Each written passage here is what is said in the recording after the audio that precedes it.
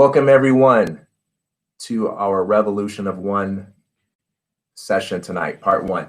We're going to be getting started in just a few minutes here. I just want to give everybody some time to trickle in.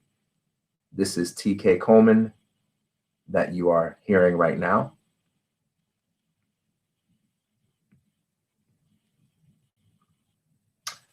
Hello, hello. I see you in the chats. All right. I'm seeing the hellos in the chats. Hello, everyone. Hello. Welcome. Welcome. For those of you who are just logging on, we're going to be starting in just a couple of minutes. I want to give everyone here an opportunity to trickle in. Tell me in one word, using your chat function, tell me in one word, how are you feeling this week? It can be happy, it can be nervous, it can be sad, inspired. Tell me in the chat one word that describes how you're doing this week. One word that describes what's on your heart, what's on your mind. Love to hear from you. Nervous, relaxed, all right. Happy, stressed. Got the full spectrum. Great, I love it. Good. Bored. All right. I love it. I appreciate it. This is awesome. Excited. Inspired. Good, good. Uncertain. Uncertain. I understand that one. Stressed. For those of you who are just trickling in, we're taking a couple of minutes for everyone to arrive, and then we'll be starting. And everyone is sharing in one word what they're feeling right now. We've got anxiety, anxious, sad, motivated, refreshed, inspired, confused. This is great. This is great. I love this transparency. Okay. You know, as we're doing this exercise, one thing that you already know, perhaps, or maybe you don't know, but I just want to make it clear, when it comes to our feelings, there's no such thing as a right or wrong feeling. Some feelings feel better than others, but there's no such thing as a negative feeling in the sense of you are wrong for having that feeling. So if you feel uncertain, you feel stressed, you feel anxious, it's not a bad thing. And being honest about our feelings is what teaches us how we can cope with them, how we can find a healthy and creative way to express them. So the first step to dealing with our feelings is to be present, be available to them, to not beat up ourselves for whatever it is we feel, to not force ourselves to pretend like we feel something different than what we actually feel. And from that place of honesty, we can create great things. Happy, drained, inspired, good, okay, nervous, happy again, left behind, positive, excited, greatness, joyful. This is very good. Restful. For those just trickling in, we are typing in one word. One word. What do we feel right now? What are we feeling in this chat? You know, as you're writing these feelings, I also want you to think about any questions you might have as you're focusing on these feelings. So for instance, if you are someone who wrote, I'm uncertain, what's making you feel uncertain right now? What would it take for you to feel that sense of certainty you desire? If you wrote, I'm feeling sad, what would it take? What would it take to feel a little bit better? If I'm happy, what's causing you to feel happy? And how can we build on that? How can we continue that positive experience? If you're stressed, what's causing you to be stressed right now? What is it about that that's challenging you? Because when we get to the end of this session, we're gonna have 15 to 20 minutes available for questions and answers, and you'll have an opportunity to pick my brain. Strong, tried, happy, scared, drained, uneasy. I felt every single one of these. I love this transparency. Hopeful, excited, intrigued, tired, calm, blessed, nervous, stressed, hopeful, excited, nervous. Thank you. Thank you. It's great transparency here. This is great. Unsure. All valid. All valid. Every single one of these feelings. It's great. Lonely. Excellent. Excellent. Thank you for sharing this.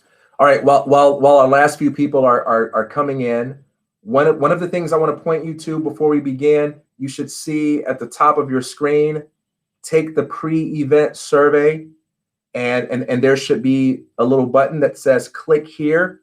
So I'm going to give you this survey right now. It should take roughly 2 minutes to finish, not even that.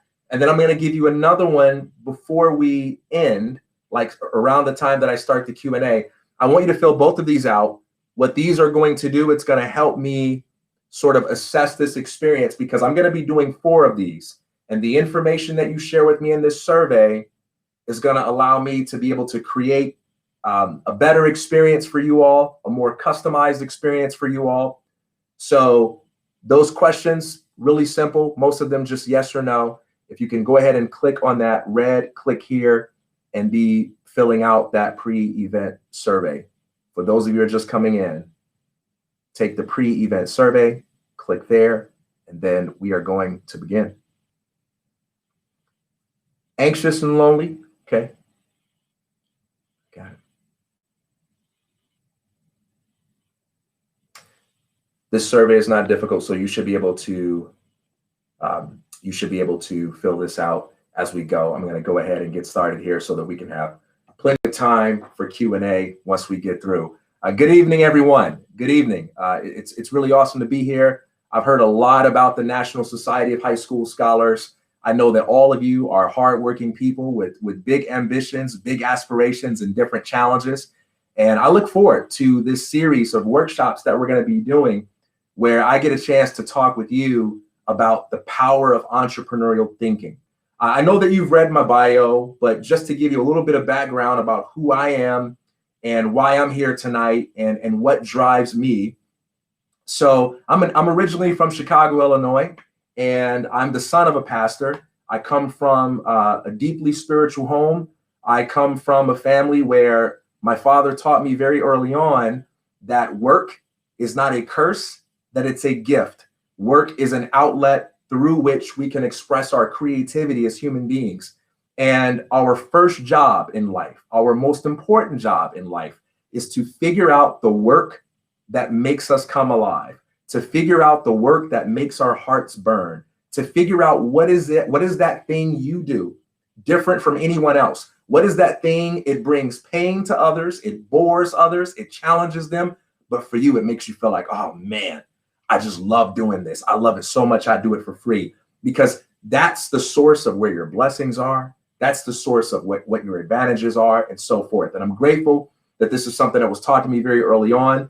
And I have made it a point all throughout my life to follow every single one of my dreams. And sometimes I've experienced fear. I've experienced challenges and setbacks, but by following my dreams, I've been able to discover the most important things about myself, about life itself, and about others.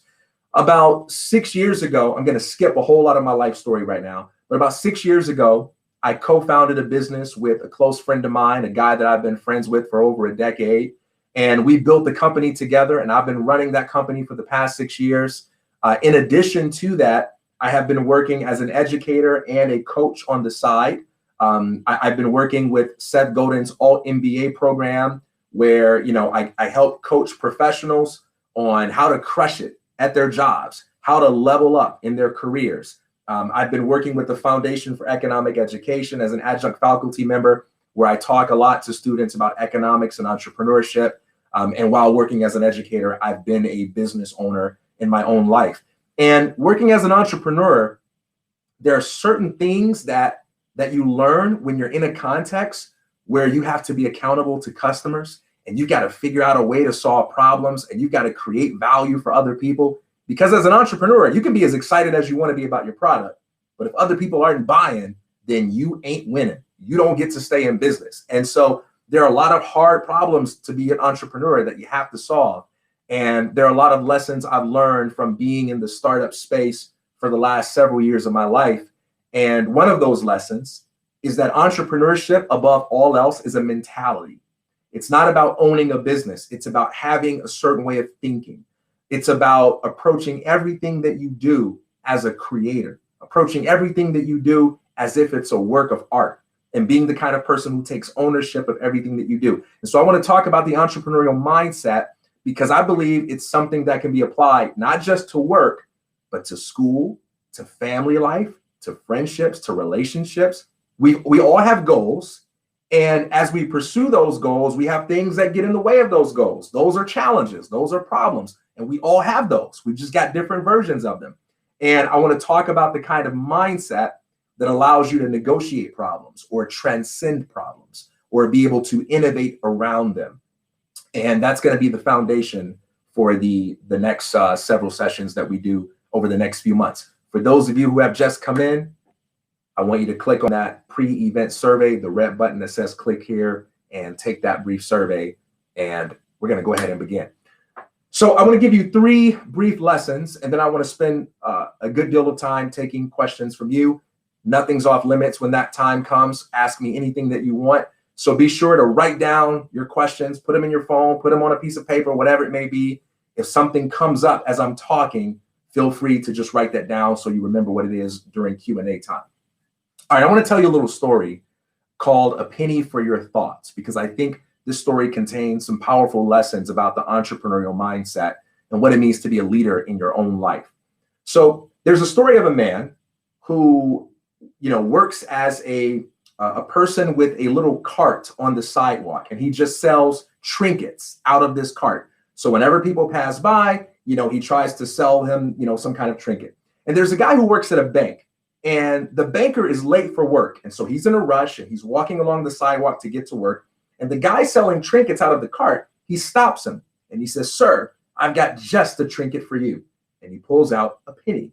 And the banker says, "Look, man, I don't need a penny. I've got to go. I'm late." And he says, No. This is a special kind of penny. You really need this. Trust me, it's going to save your life." And the banker says, "Look, I got no time to argue. I'm late for work. Just give me the penny so I can get out of here." Grabs the penny and he begins to rush to work. As he's walking to work, he hears the voice of another man says, "Hey, watch where you're going, jerk." And the guy turns around and he says, "What did you say to me?" And the guy says, I didn't say anything to you, man. You must be hearing things." And the banker thinks to himself, "That's weird. That's so weird. I swear that this guy just said, I swear he just called me a jerk, whatever." And he keeps walking. Then he walks past a woman and he hears the voice of that woman say, "Ha, you idiot, watch where you're going." And he says, "What did you say to me?" She says, "I didn't say anything to you, sir." And the banker's so confused. Why is he hearing things that people claim to not say? And then all of a sudden, it occurs to him. It occurs to him that this penny that he has really is a special penny. It's a magic penny. It's a penny that gives him the ability to pick up on other people's thoughts. And once he realizes that, he does exactly what you, I, and most people would do if they had a magic penny. He begins to eavesdrop on other people's thoughts. All he has to do is just look at people and he can hear what they're thinking. And that's so fun. He says, "I can't wait till I get to work. I'm going to listen in on everybody's thoughts. I'm going to see what their mind is thinking. This is going to be fantastic." It's like gossip without anybody having to tell you anything. So he gets to work and he looks at one of his coworkers and he hears their thoughts and he laughs to himself. He looks at another coworker, hears their thoughts, and he laughs to himself again. And then he looks at one of his coworkers, guy that's sitting in the corner. It's an older guy. He's been working there for 20 years. His name's Joseph. And he hears something that concerns him. He hears Joseph thinking the following thing: "I've been working at this bank for 20 years, and no one has ever shown me any appreciation. Well, today's the day that I'm going to teach them a lesson. Fortunately for me, they trust me. They don't suspect old man Joe of anything. So what I'm going to do is I'm going to go in the vault during my break, just like I usually do, pretending to read my little book. But this time, I'm going to put some money in my bag. I'm going to walk out of this bank. No one's going to suspect a thing. And by the time they realize what happened, I'll be far gone. And that'll teach them. That'll teach them not to appreciate Joe." And the guy with the magic penny, he hears that and he thinks to himself, oh my gosh, I've got to do something about this. I've got to put a stop to this. I can't let Joe rob the bank. So he goes and runs to the manager. And he says, "Look, this story is going to sound absolutely crazy, but I was on my way to work today and there was some guy selling trinkets out of a cart. He gives me this penny. I take it just to avoid arguments and just to keep going. But then as I'm walking, I start to hear voices, and I realize that this is a magic penny that gives me the ability to hear other people's thoughts. At first, it was fun and games, but when I got to work and I heard Joe, his thoughts said that he's going to try to rob the bank. We've got to stop him. And the manager looks at him and he says, I want you to stay right here, and I'm going to go get security, and I'm going to have you repeat this story. He says, cool, no problem. The manager goes to get security. He says, tell them what happened. Crazy story. On my way to the bank, guy with a cart selling trinkets gives me a penny, magic penny. I can read people's minds. Joe said he's going to rob the bank. I want you to pause for a minute, and I want you to think. I want you to ask yourself this question. How many of you believe, and actually you can communicate with me here in the chat, how many of you believe that these people, the manager and the security guard, are going to look at the banker as if he's crazy? I'm not asking you a trick question. I just want to know the answer based on what seems reasonable to you. I want to hear from you in the chat. How many of you think that he looks crazy? In fact, there we go. He's nuts, for sure. I heard from 2. Definitely, he's crazy. Yes. For sure. Yes. All right, it looks like we're arriving at consensus. Yeah, for sure he's crazy. LOL. They're not going to believe him. Yes. Hey, congratulations. You got it. You're absolutely right. Now, I want to ask you, does that sound familiar? Does that sound familiar? And what I mean by that is I want you to think for a minute about this story beyond the context of a magic penny. Okay? Because the magic penny part, that's the science fiction of it. But if you really break it down, what we have is the story of a man who sees a problem. And he has in his mind a solution to the problem. And when he tries to tell someone else about a problem that he really sees and about a solution that will really work, they dismiss him as crazy. That is the story of you, me, and everyone else in this world who dares to dream, who dares to innovate, who dares to create, who dares to make the world something other than what it is right now.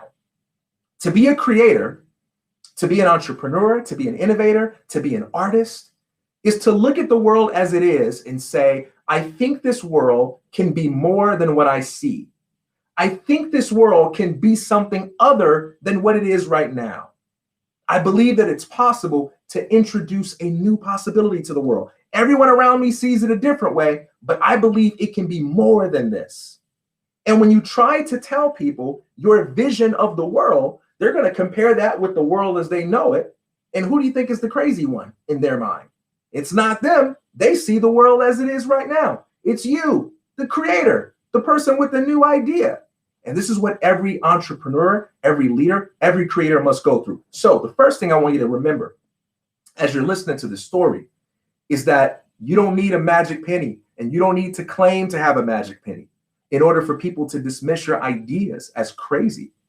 You just need to see things in a way that the people around you don't see. And that's already enough. So what do? Given the fact that this is an inevitable experience of being a creative individual, what do we do when we have those moments? Well, let's go back to our story. You were correct when you said they're going to dismiss him as crazy. But now I want you to pretend that we have all been hired to be his consultant. And we've got to come up with an idea for how he can solve this problem without being dismissed as crazy. Okay? That's a challenge, but I believe in you. I believe I'm here with some of the top students in the world, some of the smartest, most ambitious people, and I believe we can come up with at least 1 or 2 ideas for how the banker can stop Joseph from robbing the bank without getting anyone to dismiss him as crazy. I'm looking in the comments. Make Joseph feel appreciated. That's literally the first comment. Talk to Joe. Show him the appreciation he wants to feel. Have a meeting with him. He can show his look at this. Like that took what, 10 seconds? 10 seconds? And y'all are already coming up with these amazing ideas? Absolutely. That works. Okay. Make Joe feel like he's better than this. Awesome. Awesome. I love it. I love it. Okay. All right. So let's talk about how this story illustrates the 3 principles of entrepreneurial thinking. Okay. Principle number 1, being an entrepreneurial thinking, being an entrepreneurial thinker begins with taking responsibility for your world. The problem with the banker was not that no one believed him.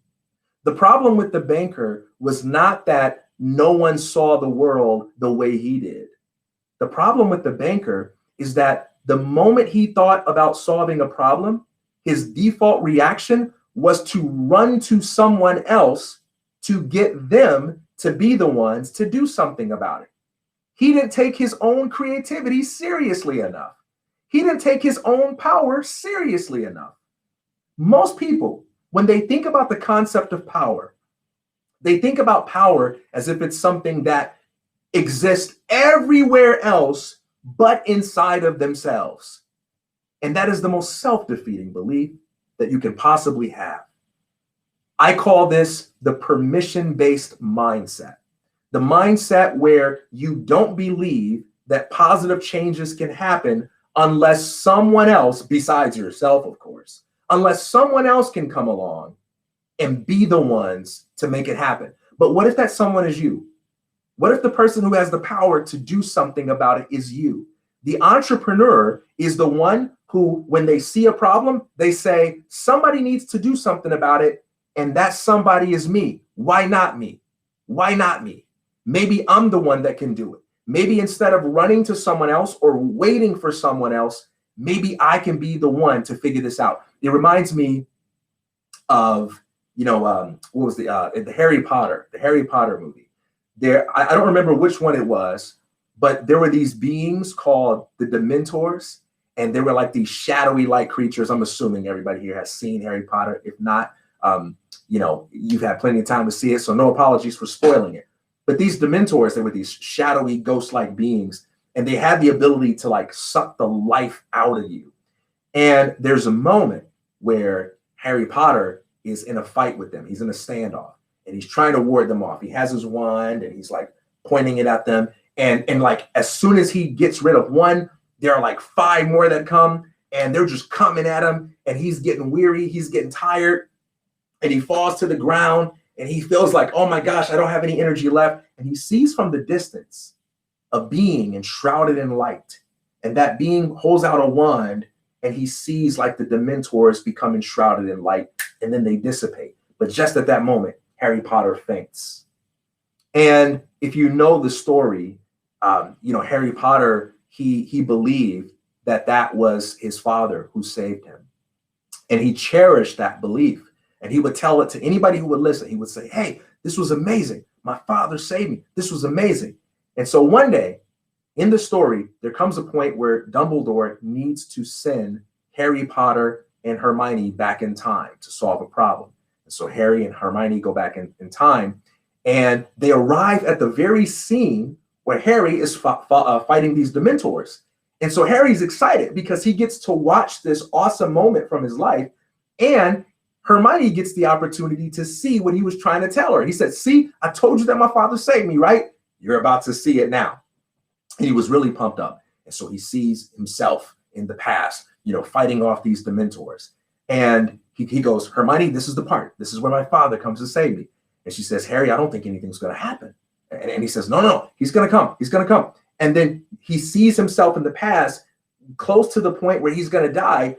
And Hermione says, Harry, you got to do something now. And Harry Potter freaks out, and he takes his wand and he holds it up towards the Dementors. They get enshrouded in light. And then in that moment, he has an epiphany. In that moment, Harry Potter realizes it was not a magician that saved him the first time. It was he who had saved himself. And that is not just the story of Harry Potter. That's the story of you. That's the story of me. That's the story of everyone else.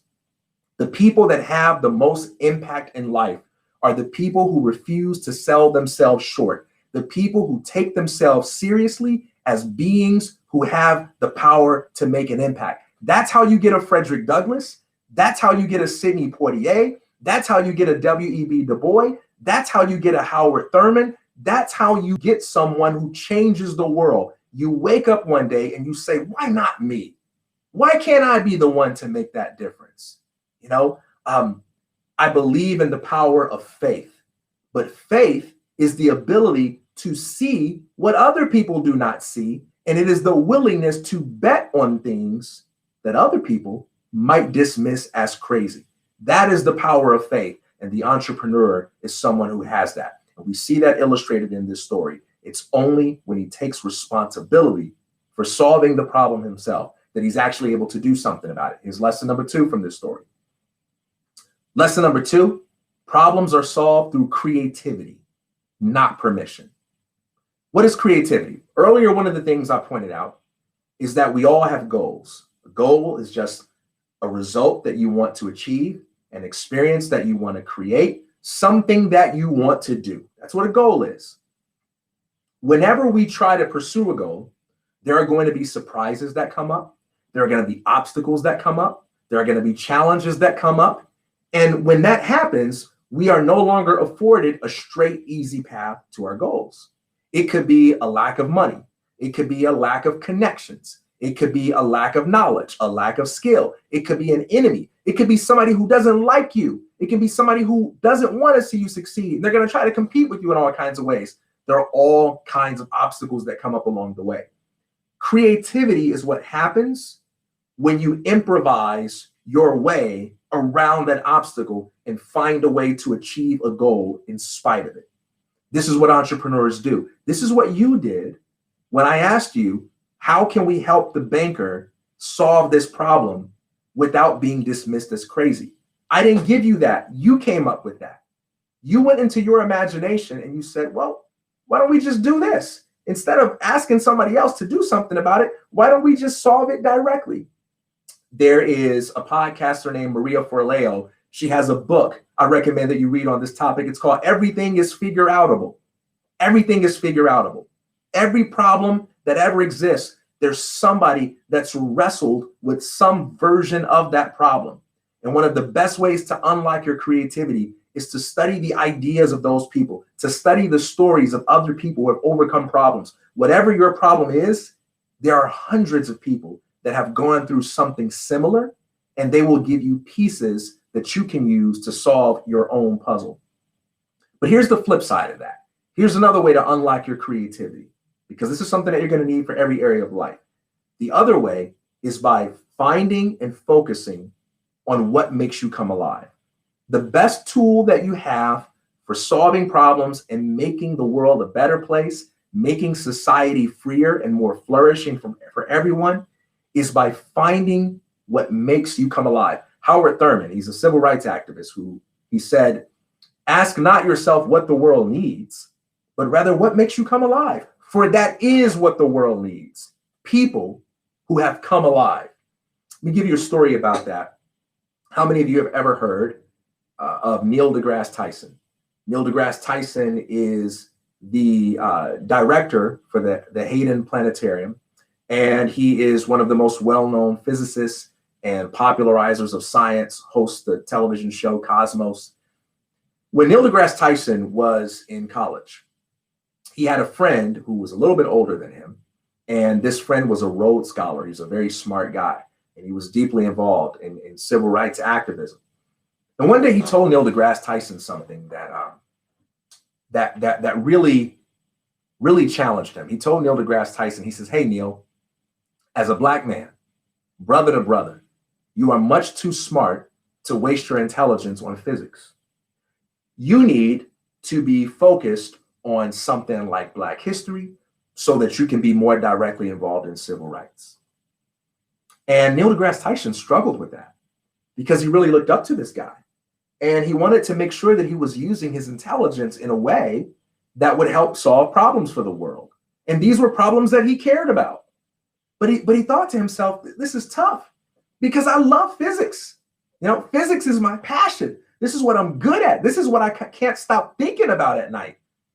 And if I try to do these things over here, I don't even know if I'll be good at it. And fortunately, because you'll hear the end of this story, Neil deGrasse Tyson stuck with physics because he couldn't stop thinking about science. Go to bed at night thinking about physics. You go to bed thinking about physics, you're probably supposed to be doing that. So anyway, he's in grad school years later, and someone from the local television station called and they said, can we speak with someone from the department there who can explain to us this phenomena that's happening in the sky? We don't really know what's going on. Lots of people are calling the station worried about it. And Neil deGrasse Tyson says, oh yeah, that's this phenomenon called the Northern Lights and this and that. And he explains it all. And he says, that's nothing to worry about at all. And the reporter says, would you mind coming to the station and saying that on television? He says, sure. They said, we'll send a car to come pick you up. So Neil deGrasse Tyson rushes to his dorm. He grabs the one suit that he has because he's a broke college student, puts it on, fixes himself up as nice as he can be, heads down to the station and gets on television, and he talks about science. And the way he talked about science was so impressionable that it opened up the door for him to speak in other places about science. And at this time, when he was doing that, there was no Neil deGrasse Tyson.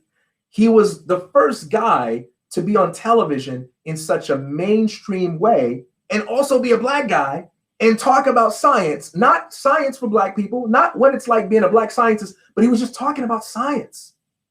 And years later, so many people came to him, black people, and they came to him and they said, Dr. Tyson, I'm a doctor because when I saw you on TV, it made me realize it was possible for me. Dr. Tyson, I'm an engineer. And when I saw you do it on television, it made it feel possible for me. Dr. Tyson, I am a chemist. And when I saw you talking so intelligently about science, it inspired me to start studying science. Dr. Tyson, I am a physicist. And because I saw you as an example, it made me realize that I can do this. And he realized years later that so many people of color went into the sciences because he dared to follow his passion and do the thing that made him come alive. And as a result, he actually made things better for the very people that he wanted to help. Let me tell you something about solving problems in this world.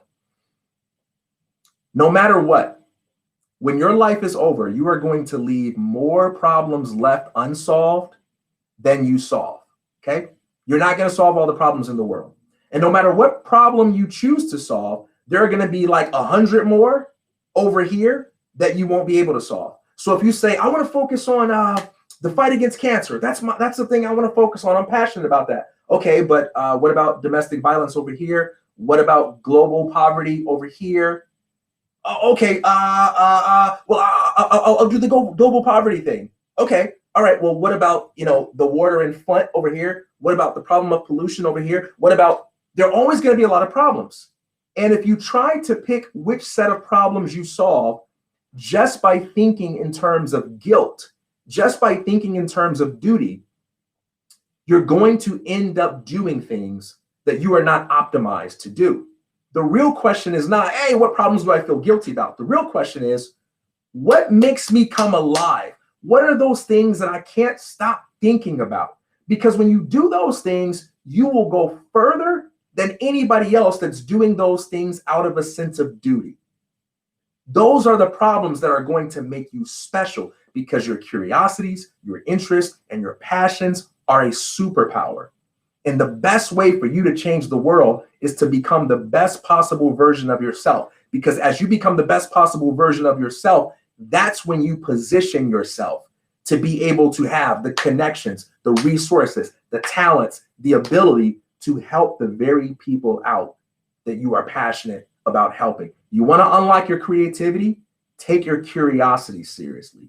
Take seriously those questions that keep you up at night. Take seriously those interests. Don't underestimate that because the interesting stuff is the important stuff.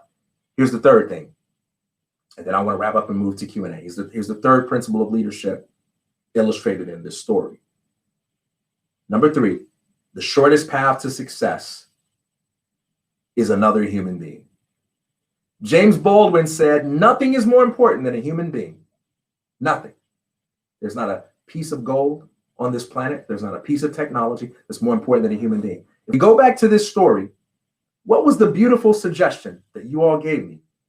It was to go to Joseph and make him feel appreciated. You know, this is the one thing out of all the arguments we might have, out of all the things we might disagree about, here's the one thing that everybody, no matter what their gender, no matter what their nationality, the one thing that we all have in common is that as human beings, we want to feel validated. We want to feel appreciated. It's a fundamental need. You know, sometimes it's easy to talk tough, like, I don't care what people think. That's not healthy. You don't want to be controlled by what people think. You don't want to care so much about what people think that you compromise your integrity and your self-authenticity. But people matter, and you do too. And caring about what people think is natural. And the key to wealth, the key to success, the key to making the world better is to remember nothing is more important than a human being. And whenever you find yourself in a situation that feels confusing, like you don't know what to do, ask yourself, what's the choice that allows me to connect with human beings and to serve other people through the use of my gifts and talents? And you know, the climate that we're in today can make this feel exceptionally difficult, because if you just focus on television, if you just focus on social media, you'll find yourself being so afraid of people. You'll find yourself being so stressed out by people. But when you talk to the people in your family, you talk to your neighbors, you talk to your coworkers, you talk to the people at your church, you kind of get a different picture than what you see on the media. There is nothing like interacting with human beings in the context of everyday life on the ground. And we need that more than ever. And we all can't be journalists. We all don't need to be journalists. And it can be very easy to feel like you're not making a difference unless you're arguing with someone on Twitter, or unless you're making a TikTok video that goes viral, or unless you have the best pictures and the biggest following on Instagram, or unless you're writing an article that's changing the world, or unless you're on TV, you know, talking with whoever to like debate politics. It can be easy to feel like unless you're winning arguments on social media, you're not having an impact. But the greatest impact is going to come by interacting with and serving ordinary human beings in the context of everyday life. How can I serve other people? How can I make the people around me better? How can I empower them to become a better version of themselves by using my gifts and talents to make them feel appreciated and to make them feel empowered? Because you can have a magic penny, you can have a superpower, you can be right, and it won't even matter if you don't know how to serve people. If you don't know how to make the people around you better, it doesn't matter if you have a magic penny. It doesn't matter if you have a brilliant idea. It doesn't matter if you're the smartest person in the room, because your intelligence and your skill and your ability doesn't matter at all if I take away all the other human beings and make you the only person on earth. Who are you going to serve with that talent? Who are you going to make money for? Who are you going to make better? People. People are the ones who make your gifts matter. And it's the capacity to make a difference in their lives. You know, one of the fundamental lessons of entrepreneurship is that wealth in all of its forms is a reward for creating value. You know, I've had a lot of young people say to me over the years, TK, I want to start a business because I hate working for someone. And I say, well, don't start a business. Don't start a business. Because the moment I started a business, I realized that instead of having one boss, I now have hundreds of bosses, because every single one of those customers is a person that I have to serve. That's a person that I have to satisfy. That's a person that I have to work with, that I have to be empathetic towards, that I have to figure out how to make them happy. And so the higher you want to go up in life, the more you got to be willing to work with people and to serve them. And that's tough, because people, we can be very difficult, all of us, in our own different ways. But that's the thing that makes your magic penny relevant. So quickly in review, first principle, the entrepreneurial mindset is about taking ownership of your world, taking responsibility for the changes that you want to see. I heard Wayne Dyer say this one time. He says, responsibility is not blame. It's the power to respond to any situation with ability. A lot of people, when they hear that phrase, take responsibility, what they hear is, it's your fault that you're in that situation. Don't buy into that. Okay. We all have different backgrounds. We've all got different problems, and it is not our fault that we are in the situation that we're in. You know, as an American, I won the geographical lotto. There are people that are smarter than me, that work harder than me, but just because they were born in a certain part of the world, they don't have opportunities that I have. And the reverse is also true. There are people that are born with advantages that I don't have. Okay. So we all have different advantages and disadvantages. And so if your life is in a situation where there are certain things that are not working, you're not going to get anywhere by beating yourself up over that.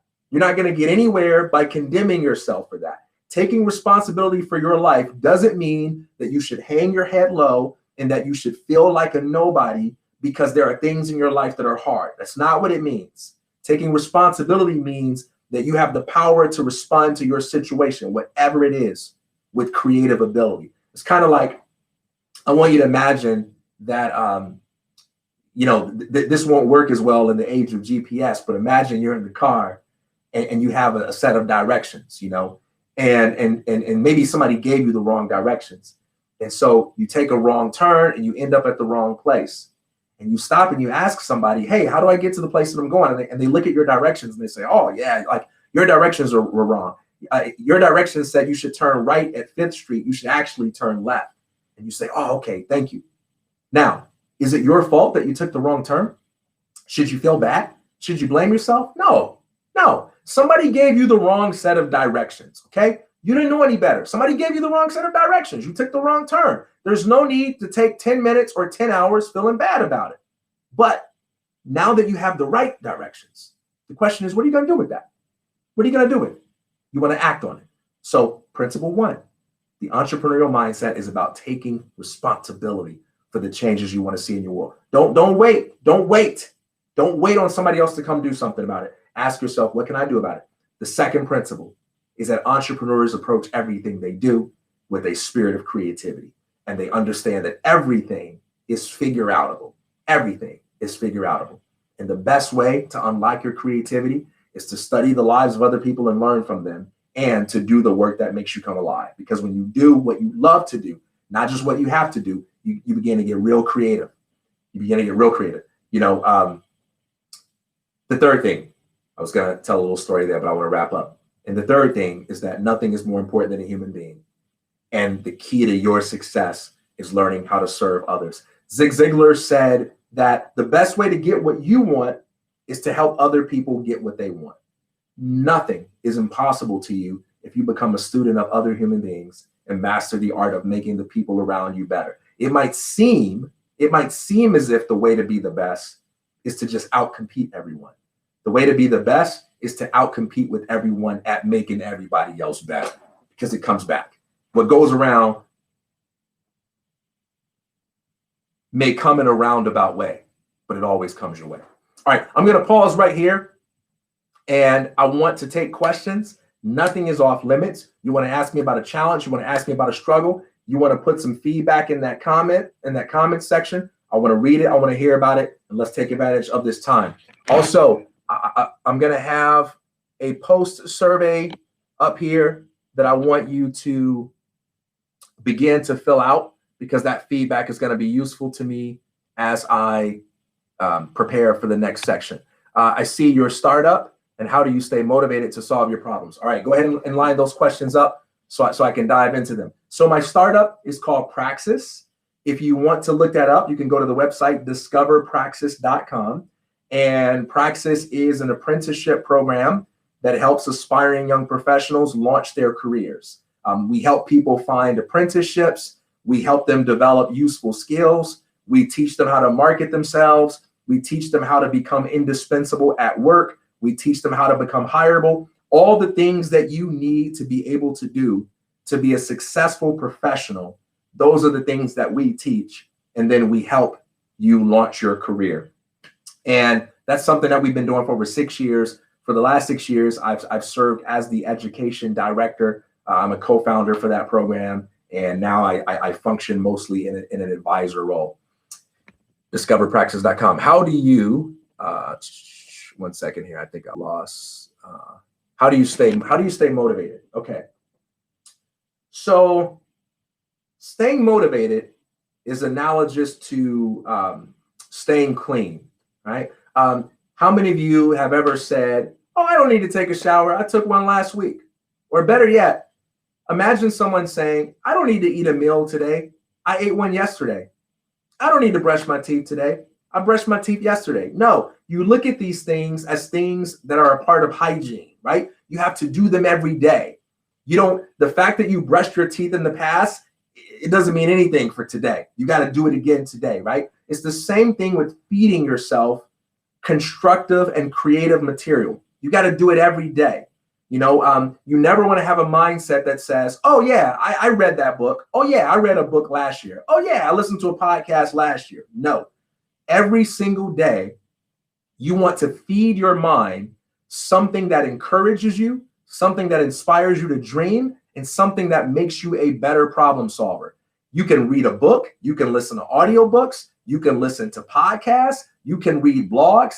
There's always something out there for you to check out. But it's important that you make it a part of your hygiene, because motivation is like a muscle. Imagine if you go to the gym and you say, I'm going to pump some iron, I'm going to lift some weights, and you try to bench press like 200 pounds. If you've never lifted weights before, you can't start there. You can't expect to do that by willpower. You got to achieve that by discipline. So you got to start with a small amount of weight, even if it feels embarrassing at first, and you lift that, and over time you add a little bit more to it. And next thing you know, you've developed the strength to be able to lift 200 pounds. It's the same way with motivation. The more you feed yourself material that nourishes your mind and challenges you to be a more creative and constructive person, the more you begin to get better at that kind of stuff. And it begins to get natural. Let's see here. How do you follow what you love to do when you only know what you don't want to do? Okay, that's a really good question. So first thing I want to say is that knowing what you don't want to do always puts you a step closer to knowing what you want to do. In fact, knowing what you don't want to do is very valuable information. One of my, my co-founder, Isaac Morehouse, what he says is that, okay, know what you don't want to do, but everything else is fair game. Everything else is fair game. If it's not in the category of things that I already know I hate, then explore those things. Now, the way that you discover what makes you come alive is two very important things. Number one, you have to give yourself the freedom to explore your curiosities, okay? And you got to be willing to do that without putting pressure on yourself to know up front if you're going to love it for the rest of your life. If you're curious about something, look into it, read up on it. How does that feel? Does it bore you? Okay, well then you know it's not what you thought it was. Does it make you want more? Well then go have more. Does it make you want even more? Then go pursue it more. So if you're curious about physics, right? Or if you're curious about music, experiment with that a little bit. And if you find that you like it, then experiment with it a little bit more. But the way you discover what makes you come alive is by exploring your curiosities.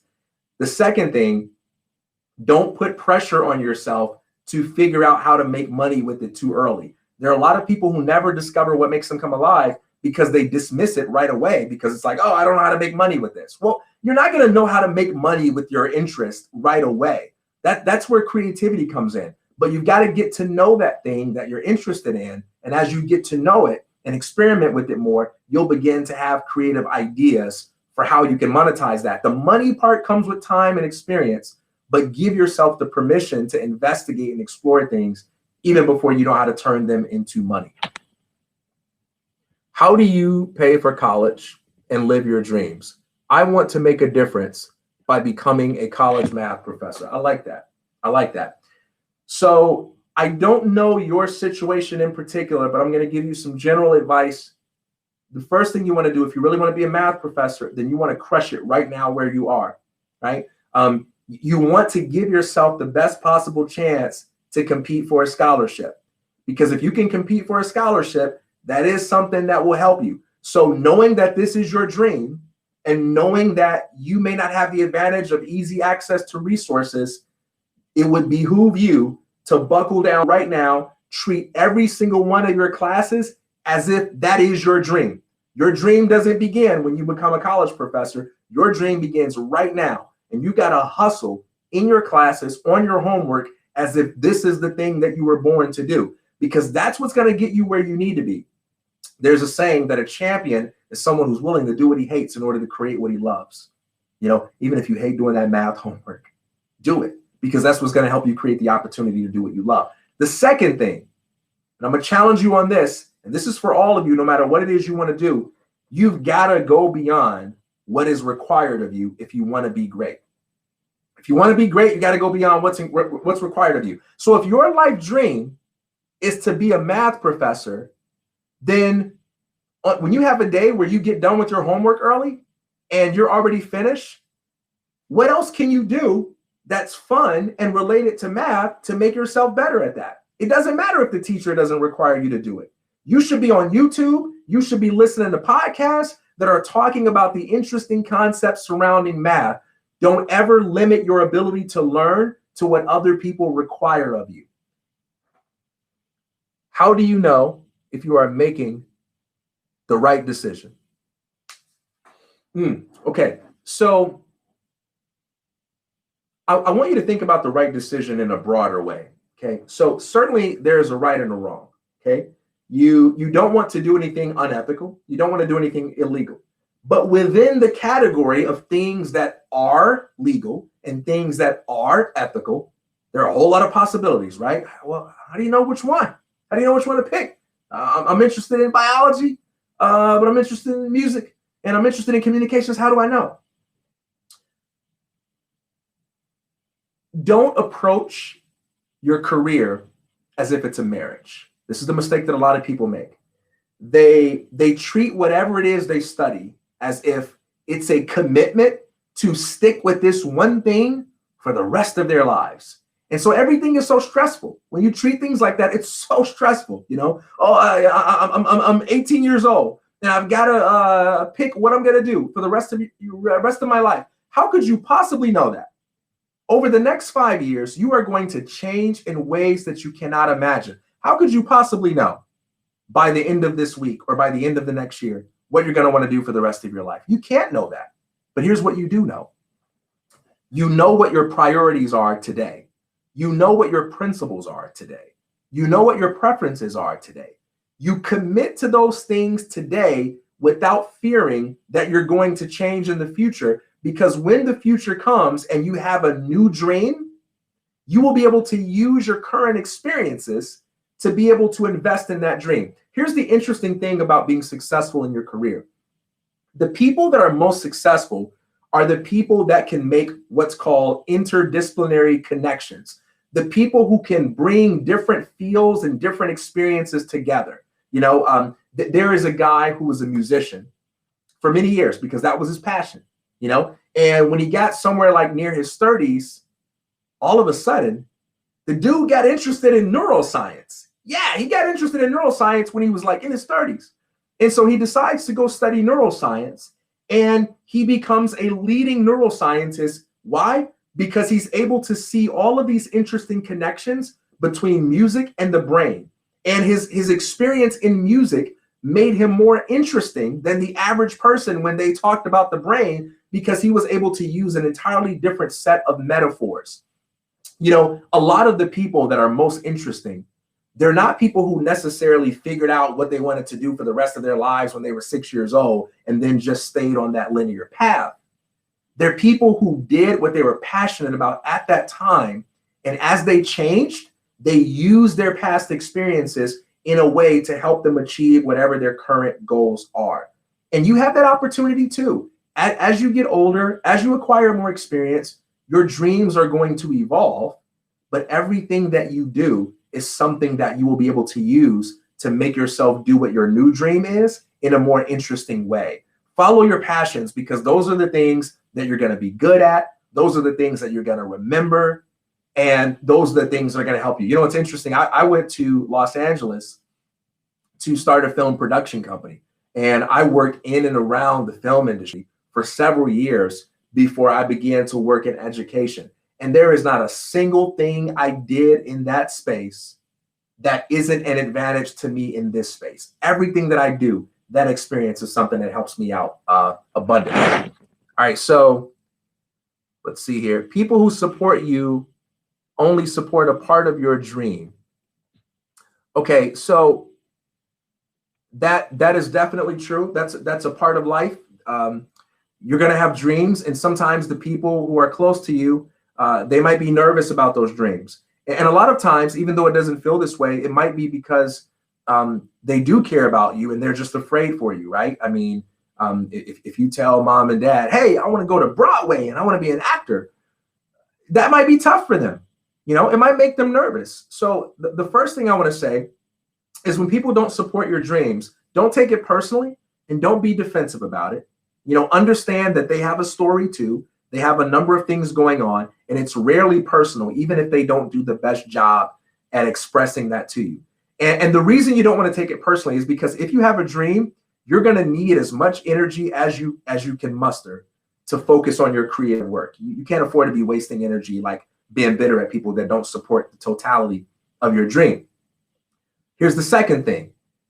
As you pursue your dream, the more you begin to show progress, the more people start to believe, right? Because, you know, part of being creative means that people can't see what you see until you manifest it.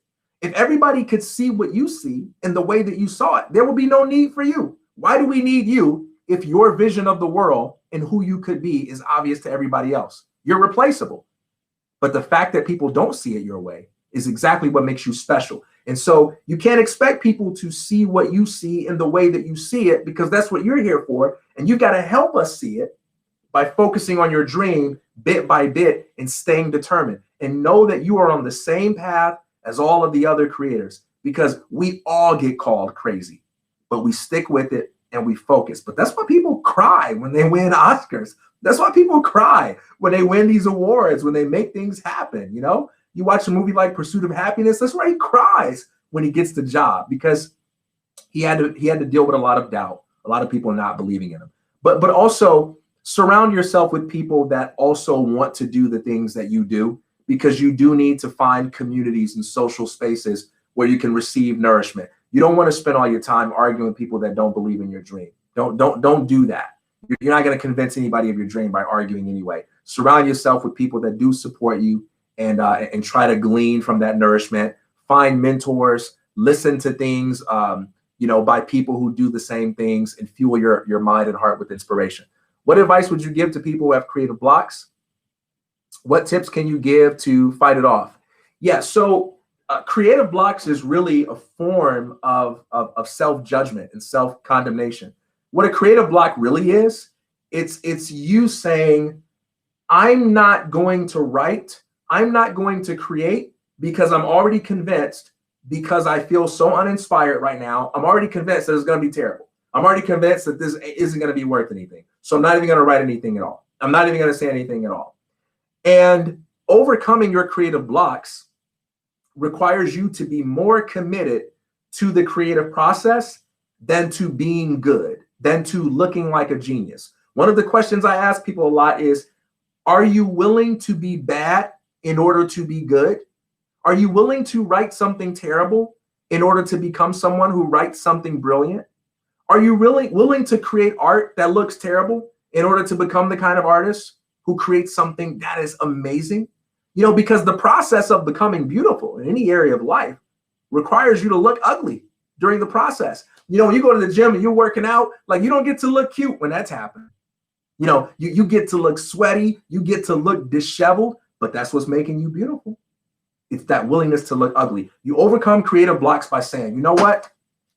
I'm going to write today, no matter how bad I feel, no matter how bad it looks, and I'm going to consider that a success. Why? Because I showed up. I showed up for my passion, even when I didn't feel passionate. I showed up for my dream, even when I didn't feel inspired. I showed up for what I love, even when I'm not good. And the more you do that, the more you're going to pull inspiration along, and you won't follow your inspiration. Your inspiration will begin to follow you. Let's see. Oh man, I think I'm losing some of these questions. There are two different paths I want to take in life. How do I figure out which one I should pick? So first, let's not even assume that you're going to have to pick one, because for all you know, there may be some hybrid version where you can integrate those paths and do the best parts of each one. But what if that job doesn't exist? What if You are the person who's meant to create that job. Chances are, at your age and with the way the world is going, that whatever you study, your job probably doesn't even exist right now. So you're going to have to be creative anyway. That's the first thing. Second thing I'd say is you don't learn by treating it like some intellectual riddle or treating it like some math problem that you got to know the answer to by midnight tonight. That's not how you learn. You learn by experimenting. You learn by exploring. Flip a coin, try one, see where it takes you. You already like them both, right? Don't think about it as right and wrong, because both of them are legit good. Both of them are worth trying. Flip a coin, try one of them, see how it feels. When you actually do something, you discover things about it that are not obvious by merely thinking, right? See, when you have a dream, it's all in your head. You just basically got a fantasy, you got a vision. But once you start to take steps towards that dream, once you start to do things, well, you come into contact with new experiences. And those new experiences begin to change your beliefs. They begin to change the way you feel about it, the way you think about it. And that's going to help you make better decisions. But you don't get that information unless you try something. So don't be worried about the wrong decision. Be worried about self-discovery. And the way you acquire self-discovery is by going after things. I'll get into these questions are very good. I'll get into some of this more in my second session. Grace, is there a way for me to be able to like copy all these questions? Because I know we're at time, but I would love to be able to, when I come back, make sure I build in these questions into my next presentation. Is that possible? Of course. Yeah. Hi, everyone. This is Grace Den from NSHSS. We're going to save the chat log, TK, and I can send that to you so that you can address these questions next Friday. Awesome. I appreciate it. Okay, so we're good to go on that front. And I want you to click at that post-event survey, take the 1 or 2 minutes to fill that out, and let me know. Let me know if this was valuable for you. Let me know what was valuable. I'm going to take a look at these questions, and I promise whatever questions I didn't get to, I'm going to make sure I build it into the next session and make sure we cover it. All right, so I don't want to, I would love to keep going on. I would love to spend another hour answering these questions, but I won't do it. I want to respect your time. I want to thank you all for coming out tonight. I know this is a Friday evening. I know, you all have things that you need to do. So I appreciate you showing up to this. It was an awesome opportunity to be able to sow into your lives. One of the things I'm really grateful for is at a young age, I was able to meet entrepreneurs, people that started their own businesses. I was able to meet different leaders, and I'm thankful for some of the insights they were able to share with me. And I'm at a stage in my life where, most of my dreams, I've gone after them. Most of them I've fulfilled. I'm not over yet. I still got other things, new dreams that I'm in the process of creating and so forth. But one of my number one priorities now is to really invest in younger people and to help people like you all develop the sense of context, self-confidence that you need to have your impact on the world and to stay encouraged out there. I know these are challenging times, but the people who create changes in the world are the ones who look at those challenges as opportunities to steer the tide in a positive direction. So thank you all, and have an awesome night. Have an awesome weekend. Have a great 4th.